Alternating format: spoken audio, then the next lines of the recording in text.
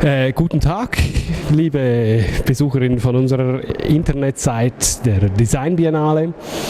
Wir haben eine kleine Premiere für mich. Ich darf euch jetzt ein kurzes Interview mit Marcia Lausen auf Englisch präsentieren. Bitte verzeiht jetzt schon meine Fehler. Marcia Lausen, you are just the responsible part for this exhibition, for this design invention you did in your hometown in America. And probably you could just short explain what is the basic of this work you did with your students together. I would be happy to. In 2000 in Florida, when we had a very close contest in our presidential election because of a butterfly ballot, a ballot that was confusing because of its design. Those of us involved in the leadership of the design profession wanted to show that design could make the improvements, not just technology but design. So some of my colleagues in Chicago involved with AIGA volunteered to show our local officials how we could improve our own butterfly ballot with design. So that started this whole thing, which involves many students from University of Illinois at Chicago and many design professionals now working nationally. And we are also now working with representatives of the federal government as well. So it looks like these are going to become models, these designs will become models for improving elections in the US. Okay, so, and the main point to start with this project was the election between Al Gore and Mr. Bush. Yes. And there were, we know it, we heard it really in Switzerland as well, but there were some strange things and false votes, I think. Yeah. So that was the main reason why you started with this project. And now, could you say what was really the problem? That they didn't vote what they like to. They had wrong votes. Why didn't they understand it?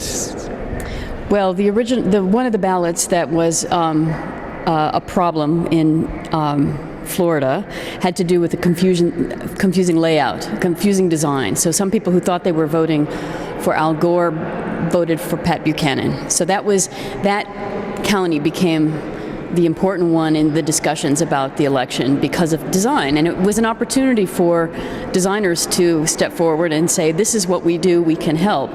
And it just seemed very important to do that at the time, it was our opportunity. How often does design get the opportunity to say, here we are, we can help? And that's what we did. So let's see. Then because I was in Chicago but in the position to help, we worked with our local election officials and created the change there. But now no longer will there be punch cards in the US because part of the problem also was the punch card system. Okay. Not just the layout but the punch card system. Can you explain what a punch card system is? Okay. So this is a punch card system, and it's a card that has many little numbers on it and little holes that you can place inside of a vote recorder. And this is our new design for the punch card, where you select, in this case, design for this exhibit, yes or no for certain questions, and place the punch, and it creates a little hole in the punch card. So it seems very antiquated, very old-fashioned way of voting to those of us who are certainly involved in internet technology.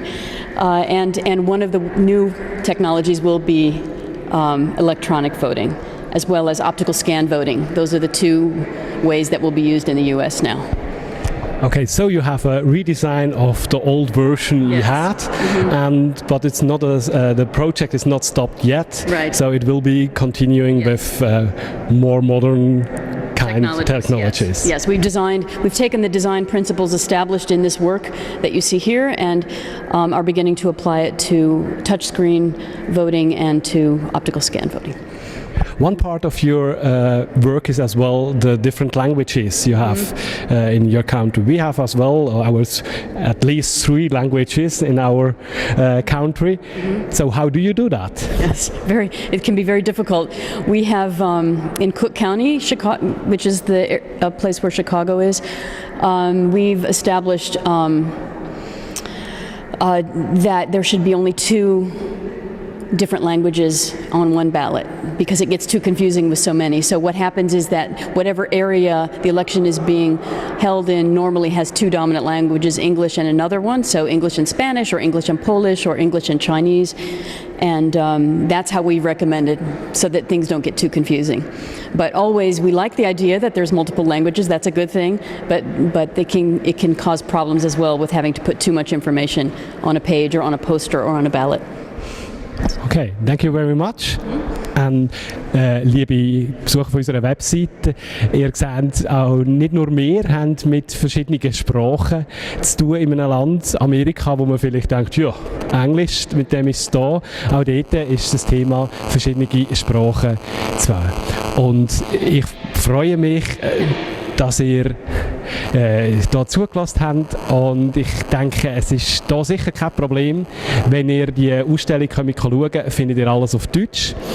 Und dann ist auch selbst für jemanden, der nicht Englisch kann, die ganze Arbeit, die Designarbeit, das Design Project auf Deutsch verständlich. Vielen Dank. Thank you. Thank you very much.